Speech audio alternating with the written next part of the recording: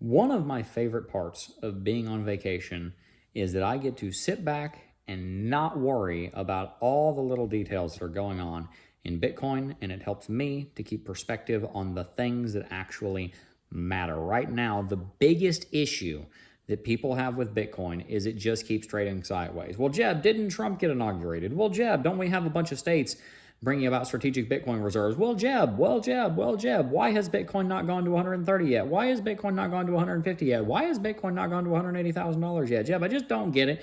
I'm so exhausted by the fact that Bitcoin just keeps trading sideways. Can you please just make a video that's bearish on Bitcoin already so that Bitcoin can moonshot, right?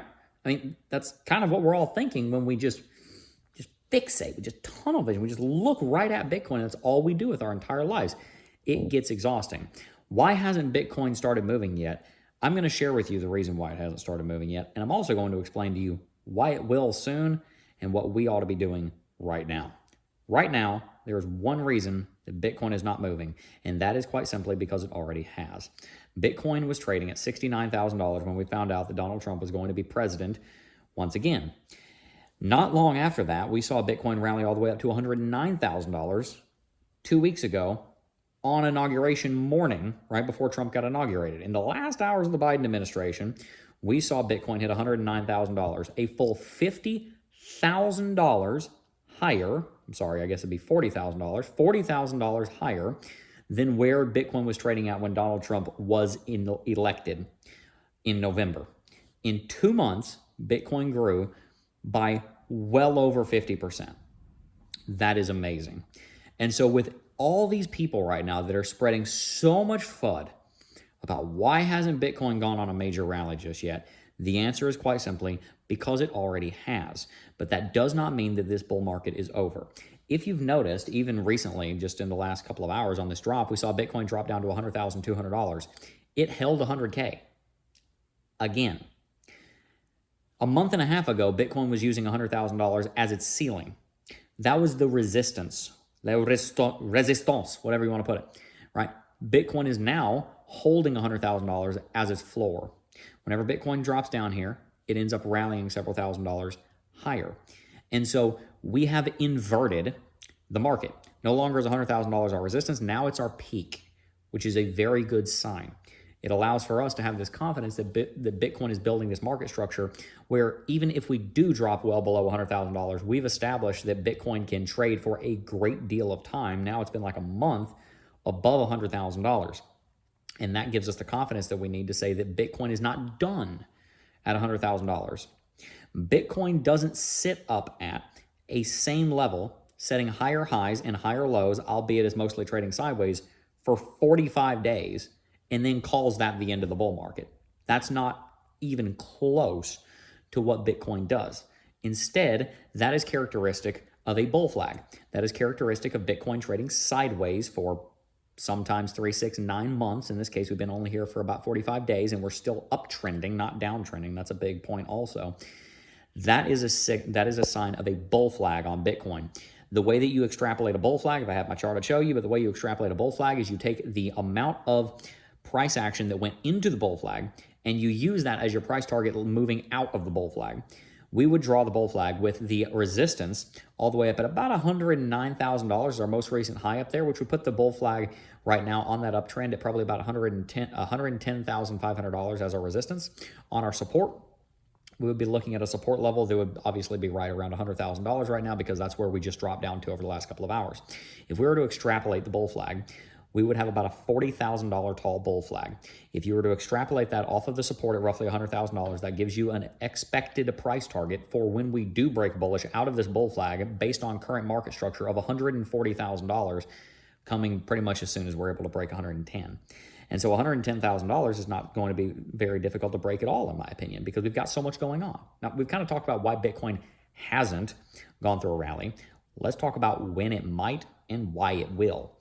There are a multitude of reasons, a multiplicity of reasons why Bitcoin is going to go through a big rally. The reason it's not right now is because we've already rallied through all the news that we saw in Q4. Now we're getting new news, the double, in Q1 that will lead to a rally at some point in the near future. We're trading sideways, we're gearing up, we're going to go on again.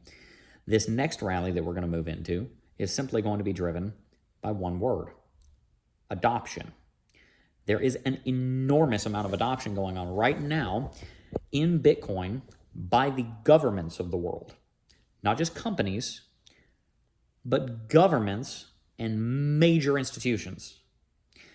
In one of our most recent videos, we talked about 9 days ago, about now with SAB 122 over at the Securities and Exchange Commission, United States banks can now custody Bitcoin, and they will, in droves, hand over foot, custody Bitcoin. On the one hand, to secure their own reserves.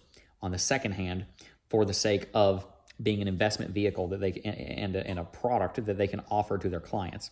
Now, they're not there yet. They have to package that into a whole product and get approval and everything, but they will be able to do it, and it will be coming in the next couple of months. You'll be able to have your bank. You'll be able to go buy Bitcoin through your bank, which is like mind blown. Like that's crypto? Yeah, that's how mass adopted we are now. But there's more adoption going on. You now have, I want to say, 13. The number changes like on a weekly basis. I think there's 13 states right now where you are having strategic Bitcoin reserves being pushed through on the state level. We've got 50 states in the union. About a quarter of them are pushing for a strategic Bitcoin reserve, and most of them are going to get it, and many of them will probably get those strategic Bitcoin reserves at some point in just the next couple of months. And so strategic Bitcoin reserves are coming to a bank near you and to a state near you, and it's also coming to a union near you, the United States of America. The strategic Bitcoin reserve is most likely going to be signed into law at some point this summer. It's going to take time. Congress moves very slow. I was just in D.C. today. You can see, I mean, it's a mess. Like it's a very slow process. Congress does not move quick. It's a big deal.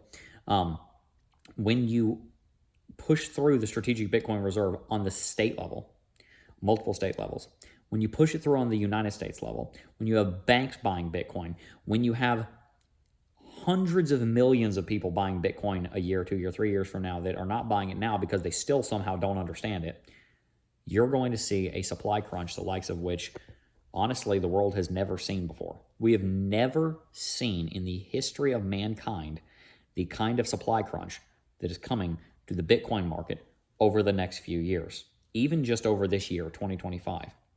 And that is going to do monumental things to the price action of Bitcoin. It is going to lead it into the multiple six figures, $200,000, $300,000, $400,000, $500,000, $600,000 is coming because of the amount of demand and the fact that the supply cannot meet the demand. It is simple supply and demand economics. When the supply is the same or decreases because of Bitcoin being lost to environmental factors such as people losing their wallets, and when you have the demand exponentially increasing because the most powerful nation on planet Earth is trying to acquire it, which is going to lead everybody else in the world to do the exact same thing, there's only one thing that can happen to the price. It goes parabolic. When supply is going up and demand is going up faster, then you have a linear increase in the price. When supply is going down and demand is going down faster than the supply, and the supply is staying the same and the demand is going down, you have a linear decrease in the price of a good. When the supply is going down and the demand is going up, that produces a parabola where Bitcoin, in this case being the subject, goes off the charts. And so in the short term, why has Bitcoin stopped? Because we already had the rally that we spent the last 3 months building.